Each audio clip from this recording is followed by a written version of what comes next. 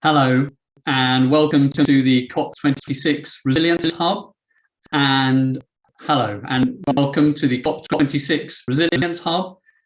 And we've got a fantastic session for you today, wherever you're joining us from, where we're going to be focusing on African cities, and we're looking particularly at Mozambique and Kenya, thinking about those two cities and how that integrates and what lessons we can learn for the rest of the world, not just in African cities, but beyond. My name is Ian Shapiro. I'm the Chief Executive of Real, and we're an innovator and an investor in affordable homes, and we've been working in Africa for over 30 years. There are three key messages I want us to keep as the core thread of the conversation. And I look to you in the audience to keep asking questions, adding comments, making links, because that's the best way to stimulate a conversation with us all and make this a wider network of action and activity. So the three messages I want us to focus on today is why green affordable homes are firstly essential for a just transition. Secondly, they are the key to resilience and a pathway to net zero. And thirdly, that this is a doorway to 16 of the 17 Sustainable Development Goals, crucial for people, for profit, and for planet. And it's those three elements that we really want to weave the thread through this conversation around green affordable homes and why they're a solution. A statistic I want to start at the top of this session with and return to, just to keep it in all of our minds as to why this is so essential to all of our futures. 2050, that key date that COP26 keeps reminding us all about. We've all been to lots of sessions, lots of debates, lots of papers, lots of discussions about this date. If we look at African cities in 2050, 70% of the buildings that will exist have not yet been built. Let me just leave you with that again. 70% of the buildings in African cities in 2050 have not yet been built. We know that 39% of greenhouse gases come from the built environment. This is absolutely fundamental to whether we achieve our climate ambitions for the world. Africa is at the core of it. So today, we're going to have a session in three parts. We're first going to focus in on Beira in Mozambique. We'll hear from the mayor and from some residents and from a really super innovative developer. Then we'll come to Etta, who is from a really interesting green developer in Kenya called BuildX, and Karim, who is from the Global Alliance of Buildings and Construction. And the three of us will have a conversation focused around what we've heard from Beira, but also what we've heard from you. So please do keep those inputs coming. All challenges welcome. Maybe not all challenges, but certainly most of them are welcome. So, why does green affordable housing matter for inclusive and sustainable African cities? If I quickly look backwards, 100 years ago, the African population as a whole was 130 million people, 7% of the world's population. At the same time, the world was 20% urban, only 100 years ago. Today, Africa's population has gone from 130 million to 1.3 billion, 18% of the world's population. And now the world is 55% urban. But let's project forward just a few years to 2050. Africa's population will be 2.5 billion people, 25% of the world's population, and 70% of the world will be urban by that time. That's an incredible change in 100 years. The exposure to climate risk, environmental stress. Today, 300 million Africans live in substandard housing. If we don't change what we do, that'll be 1.3 billion in 2050. So remember these 3 key points as we're about to go and talk and hear from the mayor in Beira. Green affordable housing central to a just transition, central to resilience and a net zero pathway, and a doorway, a commercially viable doorway, an environmentally viable doorway to 16 of the 17 Sustainable Development Goals. Crucial elements, and we'll return to them both in these videos and in our conversation. But for now, let's turn to Beira and see what this wider story means for a particular city in Mozambique.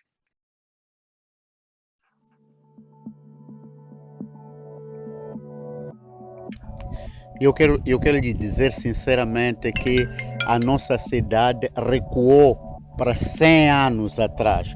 Tudo aquilo que nós tínhamos como visão, tudo aquilo que nós tínhamos como sonho, tudo aquilo que nós tínhamos desenhado para a cidade da Beira ser até 2035. Então, para dizer que o ressentimento das mudanças climáticas para a nossa cidade foi bastante elevado. Essas cabeças estão para continuar a projetar o futuro no sentido de melhorar a vida do cidadino beirense. E uma das maneiras de melhorar a vida do cidadino beirense é, por exemplo, trazer Casa Real. Se for a ver o projeto de Casa Real, é um projeto que está a dar casas acessíveis àquele que não tem muito dinheiro para conseguir comprar uma casa com milhões e milhões de meticais. Estávamos há bem pouco tempo a visitar essas casas todas. Temos casas tipo zero, casas que o desfavorecido ou aquele que não tem muito dinheiro pode comprar a 700 ou 600 mil meticais. É uma casa evolutiva, como vimos, do tipo zero, temos tipo 3. Então, estas formas de ser e de estar é o que ficou como grande desafio para impor ou travar as mudanças climáticas e dizer que estamos aqui para continuar para frente. Estamos a avançar agora em obra de 25 mil casas. É verdade, com a Casa Real já estamos aqui. A previsão, a nossa cidade, como dizia logo no início, é cidade plana. Sem vala de drenagem, sem bacia de retenção de águas residuais, ela não funciona. Temos agora a primeira bacia que está na Xota, mas é preciso perceber que a nossa cidade precisa no mínimo 7 bacias. Neste momento, as obras vão arrancar no segundo semestre do próximo ano de reabilitação das valas de drenagem, coar as águas e diminuir aquilo que é o risco de inundação das mudanças climáticas para a nossa cidade. Estamos a trabalhar com a JICA, não é?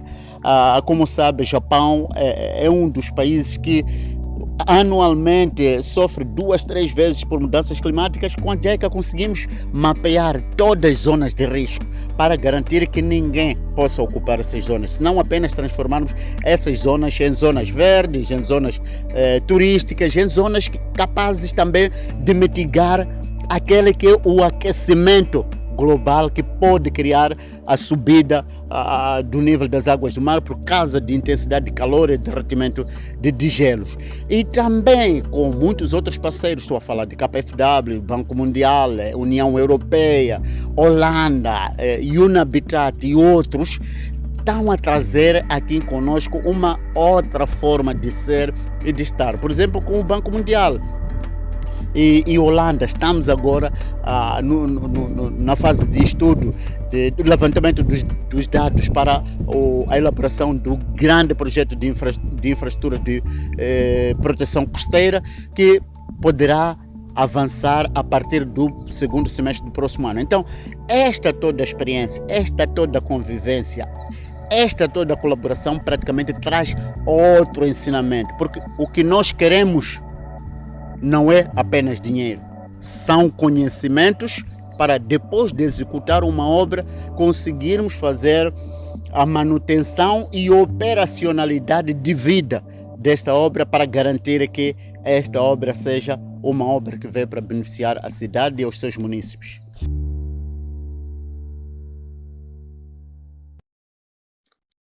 Wow. Not only inspiring words from the mayor, but also that sense of the importance of how we respond in the built environment in a very practical sense there. We can see that Beira now is in the cyclone path in a way that it just wasn't a few years ago. And that's a direct response to climate change. It was interesting, the mayor there talking himself about the impact. He talked about the cyclone Idai setting Beira back 100 years. And we talked about what has changed in the last 100 years for the whole planet and African cities. And there's an example of what's accelerated change that's happened just in the last few years. We're hugely pleased to be able to say that Beira has also signed up to the race to resilience, recognizing with that kind of leadership what we need from our political partners, as well as the private sector, the public sector and communities working together. And Beira is a fantastic example of that. And what we're going to do now is hear from the developer who built some of those homes that the mayor referred to, called Casa, and from some of the residents and the experiences of what it's like living in Beira before the cyclones and now as cyclones continue to hit, and what the choices are when you've got a green, resilient, affordable home. So we'll see now what the developers and the residents have to say.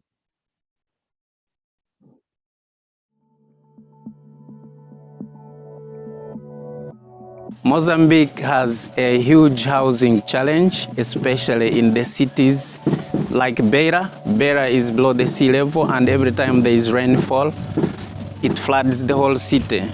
And so is dominated by informal settlement, and in the informal settlements there are poor houses, lots of poor water and sanitation, no access roads, among other things that affect. So whenever there is rainfall, whenever there is flood, cyclone, all they have a big problem. In 2019, March, the cyclone Idai hit the city of Beira, and about 90% of the houses were destroyed, especially the roofs. And so at least Casa's houses, because of good quality, withstood the cyclone. Quando aconteceu o ciclone Idai, eu estava a viver no bairro de Palmeiras 2, numa casa arrendada.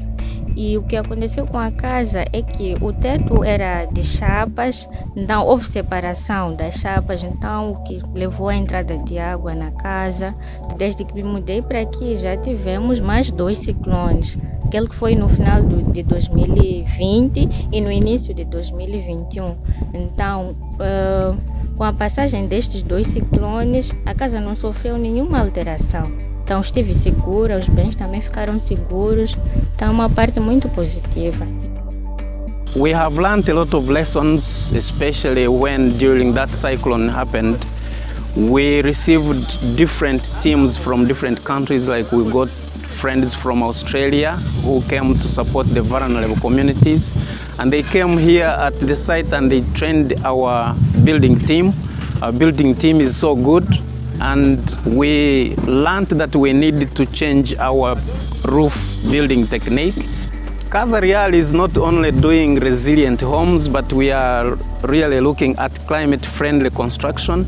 We have started eco housing, eco green building.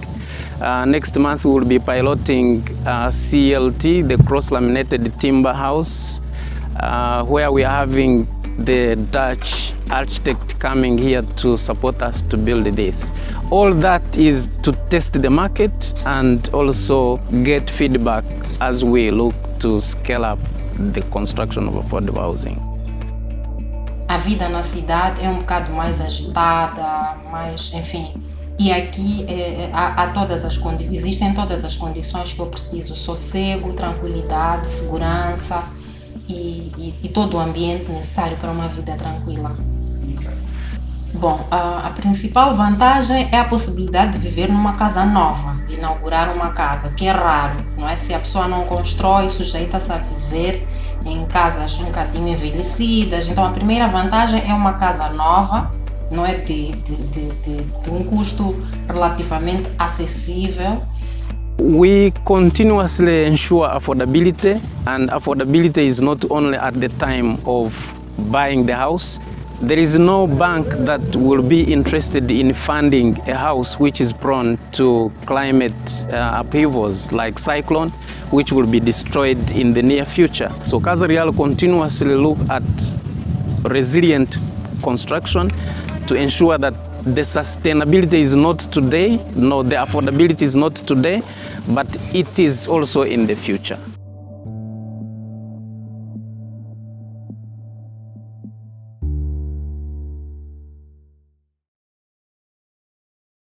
Incredible to take that practical example from Beira, taking it from the mayor's vision for the city, what can be done, and then hearing from Richard, the developer, and Marcia and Gloria as residents. A few things that really stood out for me.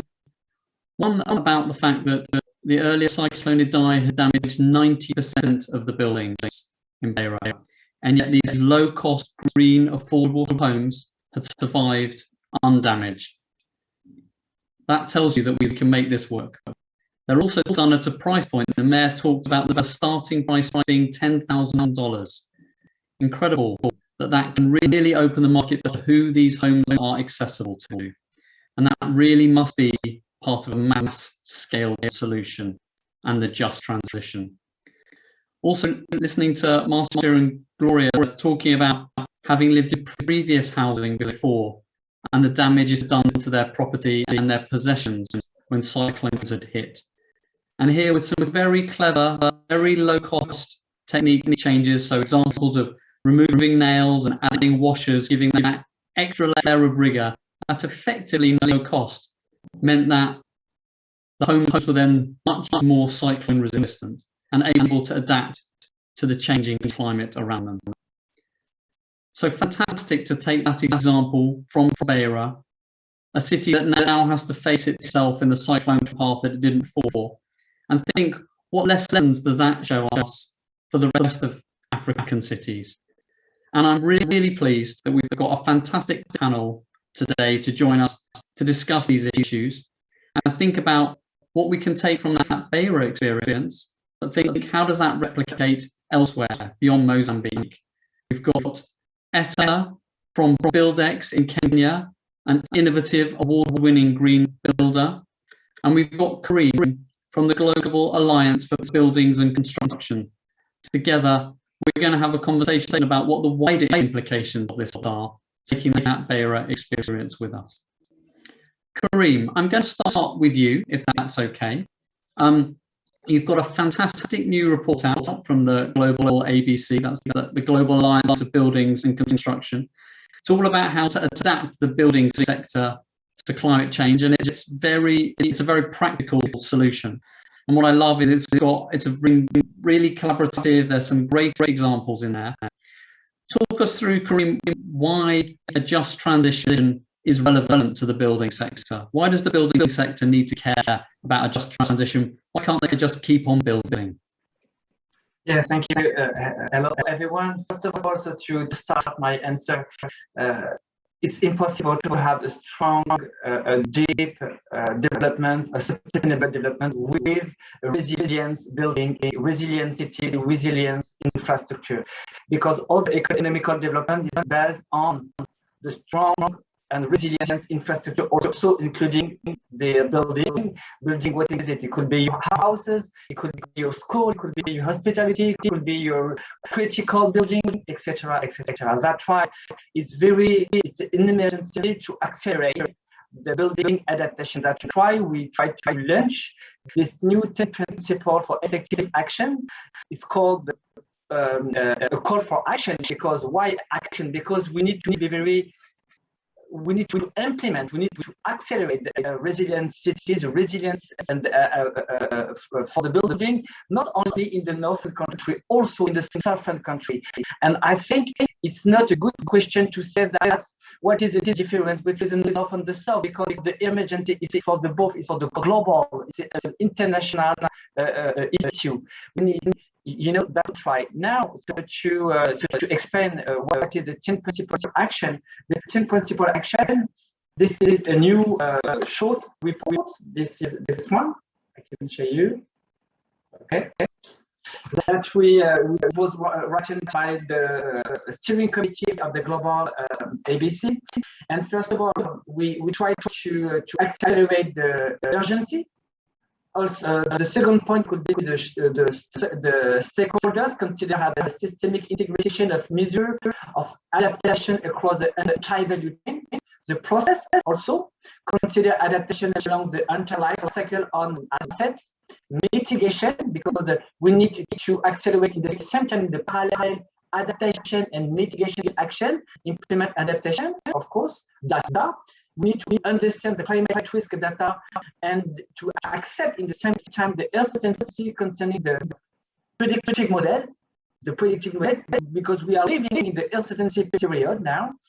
The scale, the think beyond the asset level, the green solution, for example, the nature-based solution, the biomaterials to build, for example, people promote a just adaptation of the building sector. I will do a focus on this specific point. This is number 8, and the finance also enable adaptation of the building sector.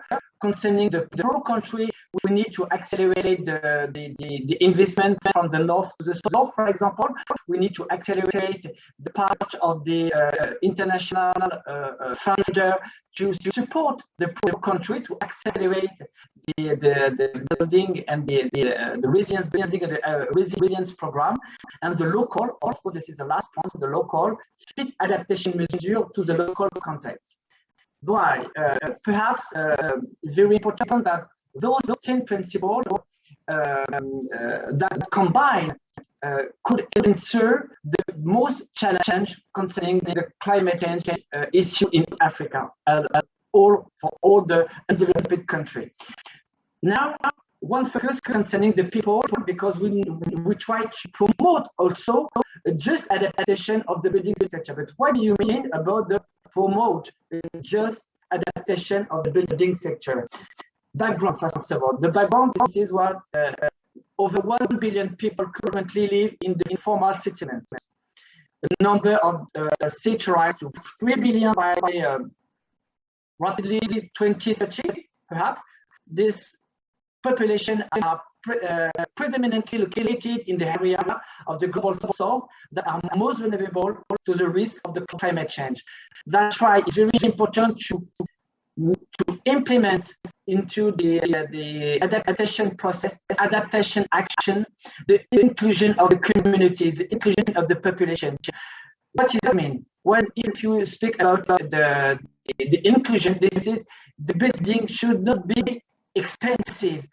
We need to support, we need to share the cost, because perhaps a lot of population can support or can pay or could have enough money to finance the adaptation solution.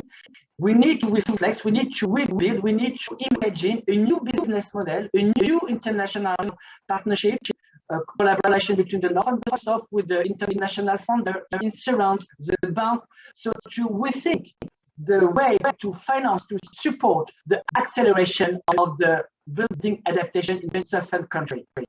Because if you have someone, if you need to choose between to eat or to have a resilience building or to live in the informal settlement, that it will show the informal settlement. You know, that's why the inclusion needs financial investment, need to reflect, to imagine a new business model, a new financial model. That's why we need to accelerate, to promote this just adaptation. It's impossible to speak just adaptation without inclusion, concerning all the local population, etc. Karim, thanks for that. And I think what you've said, it really resonates. And I wanted to ask, you know, two pieces of this. So, one, why should African cities have to foot the bill of making these cities and these buildings more resilient? I mean, here we are, Glasgow COP26. No one told Glasgow what to do with their buildings. You know, just made their buildings as they wanted to. And then connected to that, I'm curious that you seem to be implying, and I don't want to misinterpret, so I just want to check, but this requires a financial flow from the developed world to the emerging world. And that may be true, but I'm also curious, do you think there's a commercially viable model here?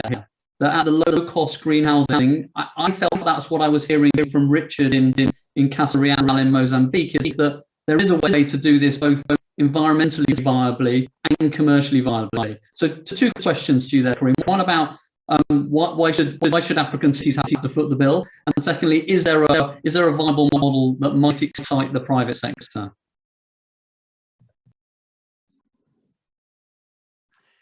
Yes, of course. The question could be if we could consider the adaptation has a cost or has an investment. For me, it's not a cost. It should be considered as an investment because I repeat, without resilience communities, without resilience building infrastructure, no, it's impossible to have a real sustainable development. We need to be honest. And now this is not a question of the cost. You know, we could compare with the COVID-19. We destroyed a lot of sanctuary infrastructure, and now we pay. And the cost of the post-COVID-19 situation crisis is more expensive than all the shortage or the reduction of the investment of the sanitary infrastructure in all around the world. You know, I think the COVID-19 could be a big feedback. We could have a feedback. So to don't repeat the same mistake for the resilience adaptation issue for the undeveloped country. Perhaps we speak about how we could imagine a new financial system. Don't forget about the diaspora, the African diaspora all around the world. It could, for example, invest also, but not only, because it's not the policymaker should take a responsibility also, plus also the international agency, etc., etc. I think we need to rethink a new type of international solidarity, and we need to switch the paradigm. This is not a cost, it's a question of investment of the safety of population, and this is the first base for me to assure, to save the sustainable development. It's impossible to have sustainable development without inclusive, without to include the communities, the poor, the rich, the middle class, everyone. And so to secure this objective, we need to have a strong infrastructure and building.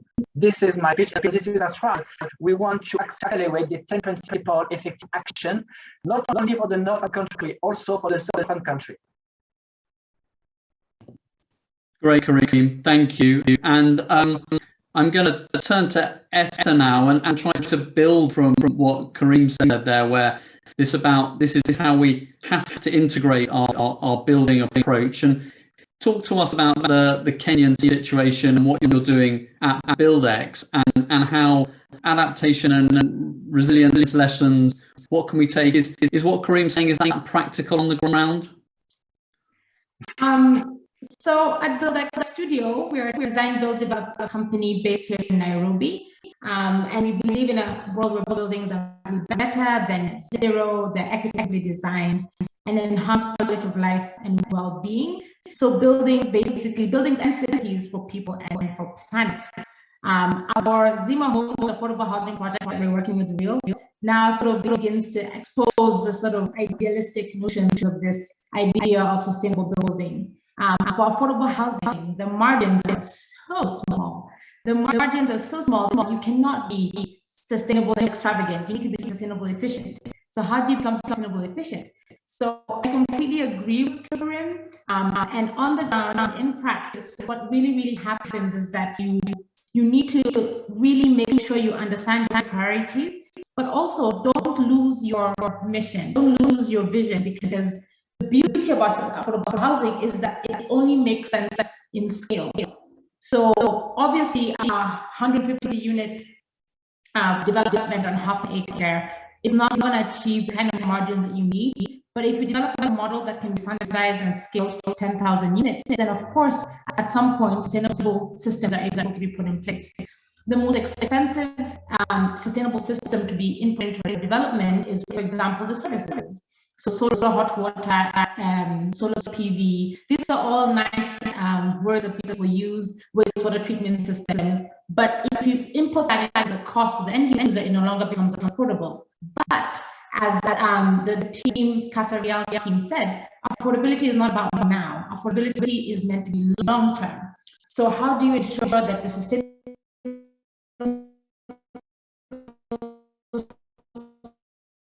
systems you're putting in place, the sustainable systems you're putting in place? So in our project, what we're doing is ensuring that, for example, if you're going to have solar hot water, solar PV, can we get some green funding to supplement that extra cost, or make the building solar hot water ready so that the end user has the piping in place, so that in 10, 20 years, once they've paid off their unit, they can be able to install this system at that time and reduce their operational costs. And so for us at BuildX, the key thing as well is just we've tackled this almost at an urban level, because we're realizing the statistics that you shared, Ian, everyone will be living in cities. So what is the urban solution to affordable housing? What is the dense solution to affordable housing, and how do you scale that? And the realities of density is that the efficiencies are created through shared resources, shared services, and these shared services also will be green. So it's important also to involve the government, for example, in beginning to understand what is the largest network or system in place that can ensure that the waste water, the sewage system is becoming green, but it's filtering for a larger mass of people, then it becomes a little bit more affordable. So as I mentioned, the key lessons at least we're learning is that affordable housing is not a typical architecture design project, because it has so many stakeholders who have different priorities. So you have the developer, you have the designer, you have the contractor, you have the government, you have the financier who want certain outputs. So how do you ensure that all these people are sitting at the table at the same time and defining their priorities and efficiencies correctly? And so every time, I think even last week, I was at a panel discussing housing finance, and there were no architects or designers on the table. So of course, how do you consolidate that the finance team have these priorities? Yes, they're noble, but unless we create efficiency across the whole board and create scalable, open source, consolidated, affordable housing solutions, then we're not going to get to the target of 10,000 units, 500,000 units that we keep talking about, especially in the Kenyan context. So I believe the numbers are what justify the fact that it can scale, because there's a market for it. But how do you ensure that, as we're trying to get the numbers, all of us individually, we create the efficiencies in the long term? So 2050 is just around the corner, and all these buildings need to be built from in our BuildX, need to be made from nature-based solutions. We also have a CLT project and a prototype that we are hoping eventually will dovetail with our affordable housing project. We're also looking at ensuring that we are able to measuring impact and measuring carbon as a way to track your progress, as well as to track maybe the progress to do in this pilot versus the progress that you will eventually do in 10,000 units, so that you can be able to even leverage that for green financing. And as I mentioned, the key thing is consolidating and creating open source initiatives so that we can all work together to get to these numbers. The market is so big, it will be bigger or more efficient and more sustainable, more green, and more people profit, a planet oriented if we work together. Etta, that's fantastic, and I really value the way you brought in the services dimension there, and I want to sort of dig in a little bit to what you were saying, because you talked, I think, really persuasively about this is a volume opportunity. It's not a margin opportunity, and I think that really resonates. And I think your point about sustainable efficiency rather than extravagant, I think also really resonates. So what role does what kind of leverage does a developer, a really pioneering, forward-thinking developer like BuildX, what leverage do you have with service providers? I mean, you just talked about sewage systems, planners, energy providers. I mean, there's a whole set of that interconnected ecosystem. How much do people want to listen to BuildX or developers in general? Everyone wants to listen if they can gain something, of course. And that's the beauty about sustainable design, is that we all seem to understand the main objective is to improve the planet and to reduce carbon emissions. So we're all talking from the same language. And the thing that is missing is, are we using the same metrics? So when we're talking about looking for green financing to bridge the financing for solar hot water systems in an affordable housing unit, because the minute you put it on the end user, it's no longer affordable.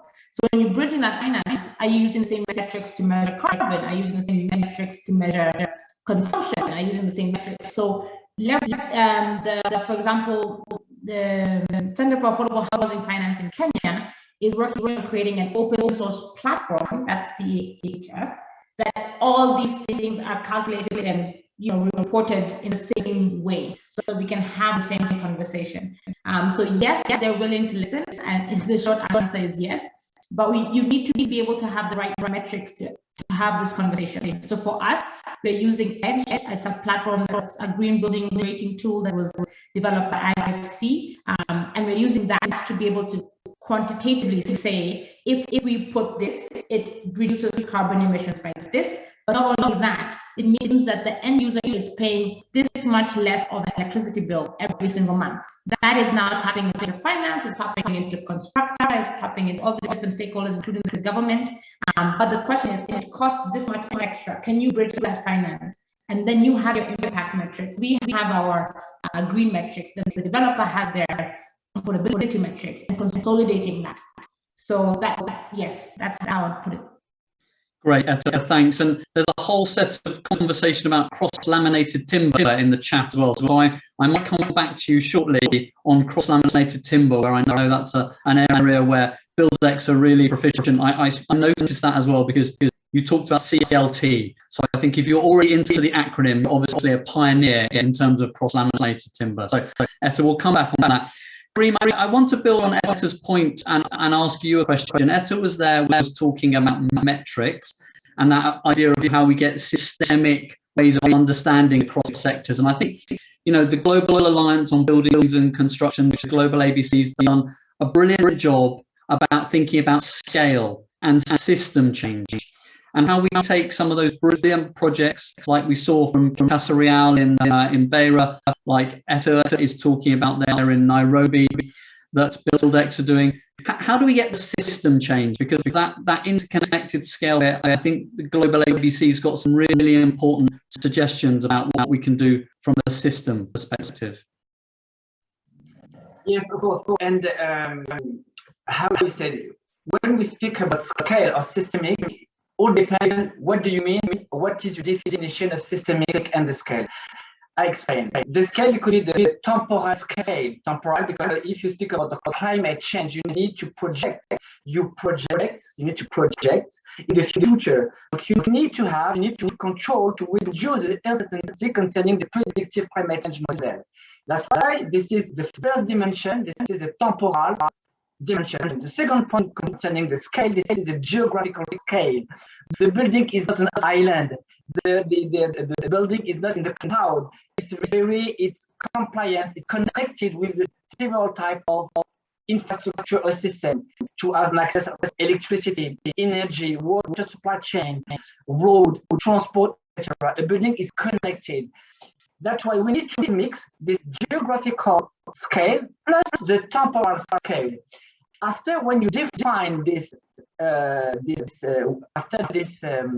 approach, you could, I think, imagine or identify the most important stakeholders, because stakeholders will depend on the scale. If you are a neighbor scale or a city scale or land scale, you have not the same relationship with all the stakeholders.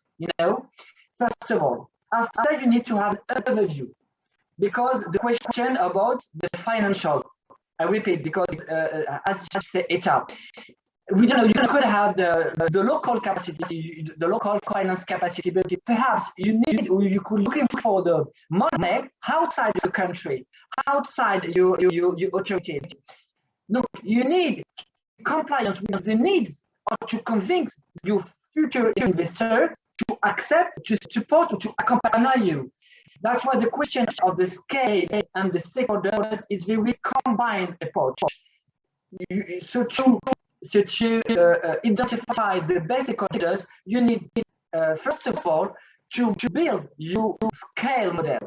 And the scale model could be divided into two parts: geographical area and the temporal area.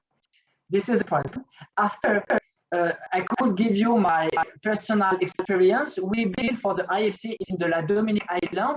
We built the resilience model with the systemic approach, so to evaluate, for example, the impact of the climate change today and the future, and also in the parallel of the inaction. I think it could be a good, strong exercise to evaluate the cost of the inaction. And after, why? Because the cost of the inaction could be perhaps a good example, and it could accelerate the conscience of all the stakeholders that if you do nothing, the cost could be, after crisis, it could be more expensive, very more expensive.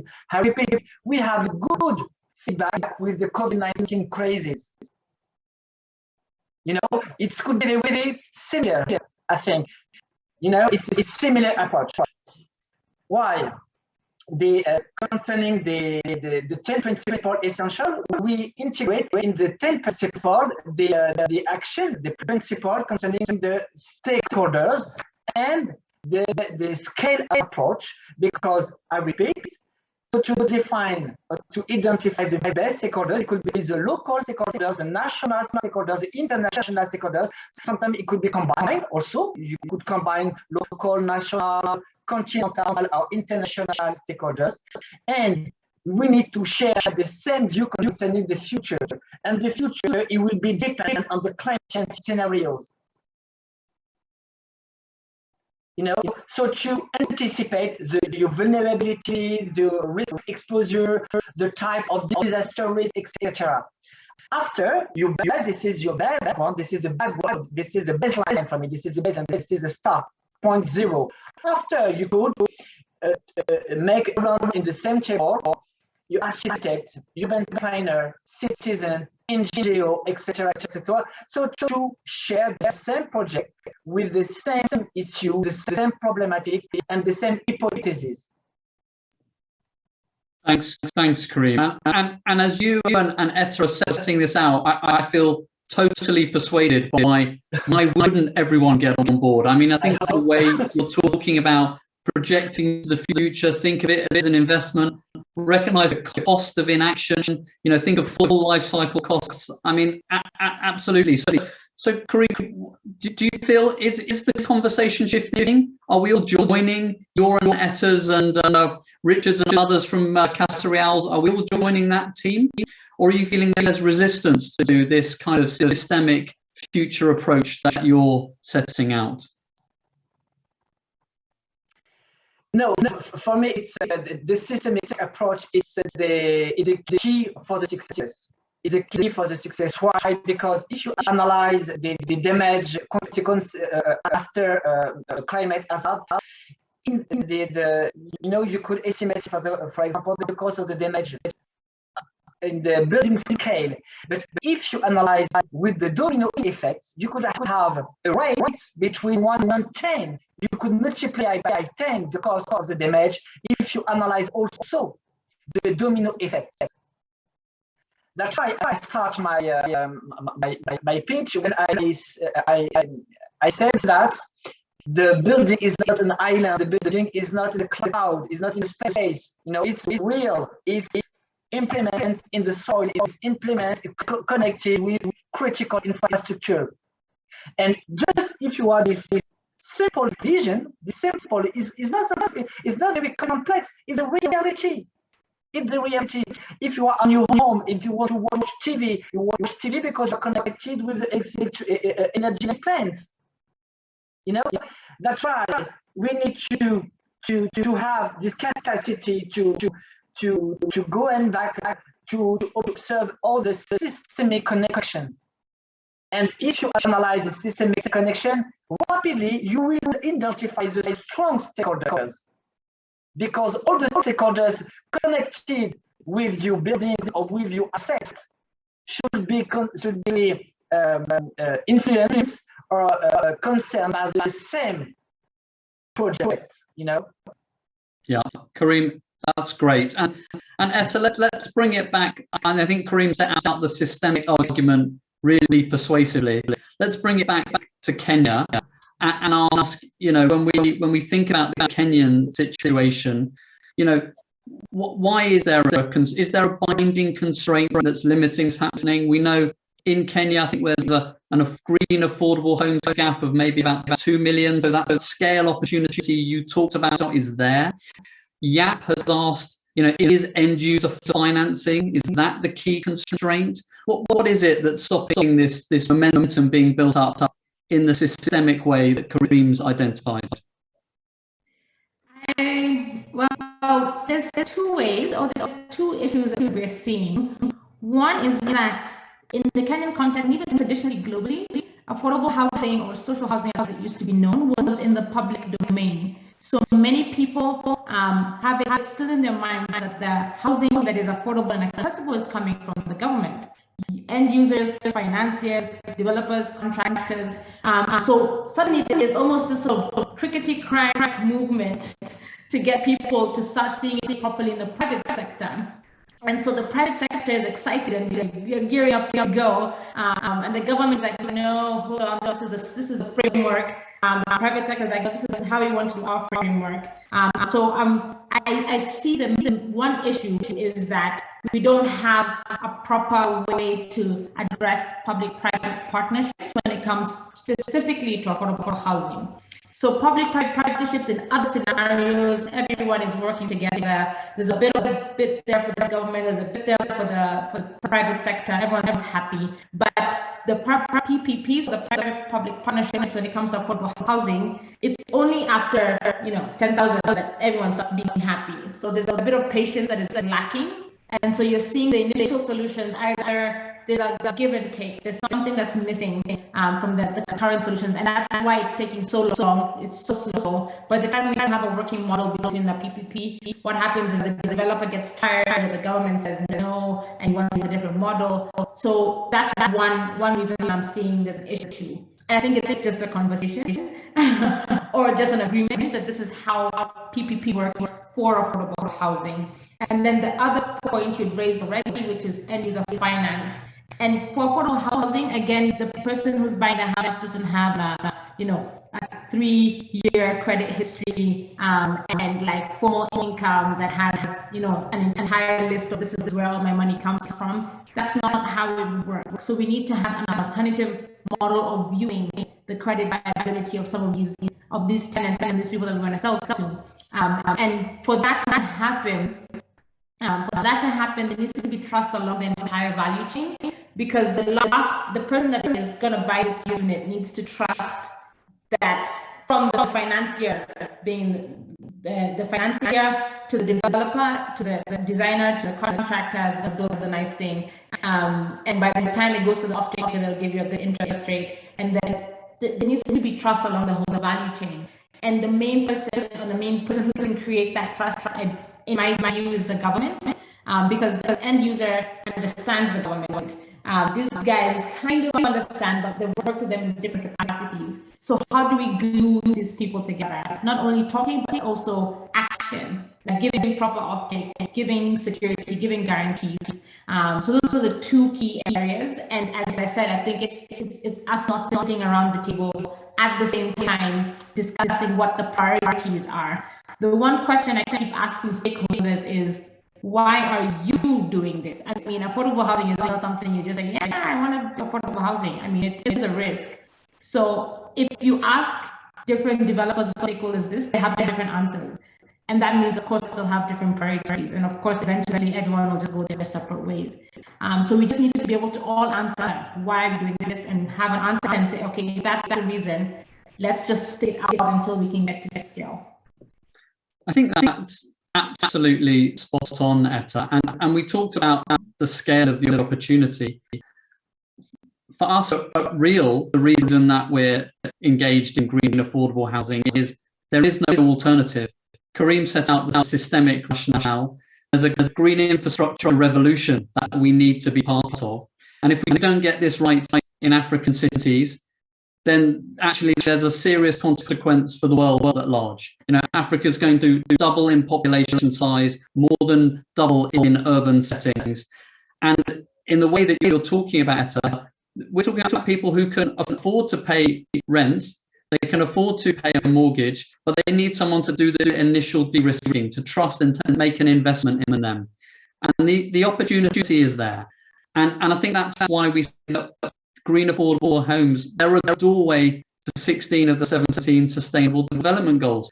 We all know our own personal life experience. If we didn't have a safe roof over our head, girls can't go to the toilet safely at night, we know what the implications are. And people need the opportunity to step out and deliver their potential. And that is what must give us a resilient solution and a pathway to net zero. So we've got to do that initial pioneering work. And otherwise, there is no just transition. There is no way that we can. This is that. So I think, you know, you've both talked about the fact what the alternative, what's the cost of inaction, and so we know this right. And then we've got experience. We know Mozambique, Beira gave us examples of commercially and environmentally viable homes at $10,000. BuildX in Kenya doing it as well. We've got a range of partners who are demonstrating this. This is absolutely essential if we're going to get a resilient future for the world.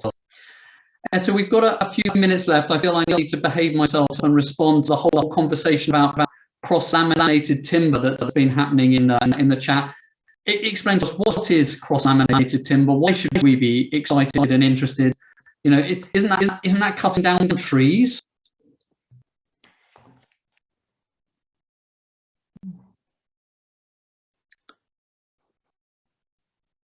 Etta, I'm slightly worried that I may have horrified you by the idea of referencing cutting down trees, because I think we may have lost your connection for a moment. So I hope you can hear me. Yep, you're back. My network is stalling right at the end. Hello? Yes, you're back, Etta. So while Etta's line comes up, let's just go back to Karim and ask Karim in the sense of what you think we can do with your really fantastic new publication and the 10 principles actions. Where would you encourage? Yes, you beautifully demonstrated. So where would you encourage others to engage in this and join this community? Where can they find out more? Yeah, of course, we want to accelerate the international initiative, mostly with the international cooperation, south-south, north-south, south-north. You know, there is not one real way. This is an international initiative, so to accelerate, to implement the resilience and the adaptation to effective action. We are looking for all the partnerships, new partnerships, NGO, citizen, public agency, private agency, perhaps to rebuild together a new type of financial model, so to accelerate with this new reality, because we are living, I repeat, we are living in the uncertainty period. We need to share the risks, we need to share the solidarity. Without adaptation, no sustainable development. Impossible.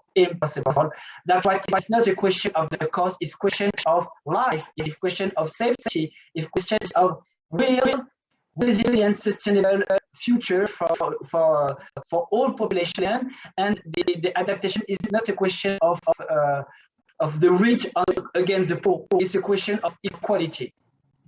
That's why I want to accelerate this initiative. Don't hesitate to contact us to join this international initiative. Brilliant, Karim. Thanks so much. And I'm hoping that Etta's back now, and I didn't scare her off too much by talking about cutting down trees. So talk us through the cross-laminated timber, Etta. Okay, in a nutshell, the statistic you shared that 98% of the carbon emissions come from the built environment. 28% of that amount comes from embodied carbon, which is basically all the effort it takes to create some of the materials that we use all the time: concrete, blasting stones from quarries, cement, all these materials, their processes, their transportation are actually causing the greatest effect on the environment. So CLT is basically timber that has been compressed and pressed such that it is structurally viable and as strong and stronger than steel and concrete. And the reason that we are really advocating for this is not to cut down trees, because timber is actually a renewable resource. It is something you can grow. We can grow the same way we grow food for our cities. We can grow the materials for our future cities, and we can begin planting them now. So for us, we are pioneering this in East Africa, and we have a prototype out. And as I mentioned, we're thinking of there's a solution, sustainable solutions now that are efficient, but in 10, 20 years, can we dovetail so that all affordable housing units are built from CLT? And we can discuss more about that in another forum. Brilliant, thanks, Etta. And I would say the work that BuildX are doing on cross-laminated timber is amazing and absolutely is part of the future solution. We need materials that you can reproduce, and obviously that is a fantastic piece. So look, as we leave this Resilience Hub and this fantastic session, I want to thank our friends in Beira who spoke to us earlier, to Karim and to Etta. Look, the three messages we started with, you know, green affordable housing, essential for a just transition, essential for resilience and a pathway to net zero, and essential as a doorway to 16 of the 17 Sustainable Development Goals. We know that green affordable homes can work for low-income people, they can turn you a profit, and they work for the planet. And that's why we're encouraging you, get in touch with Global ABC, get in touch with BuildX, talk to us at Real. We love to hear from you. We love to work together. This is a green infrastructure revolution that will only work if we all work together. Thanks everyone for your time. Great chat in the chat box and participation, and we look forward to speaking to you all again. Thank you.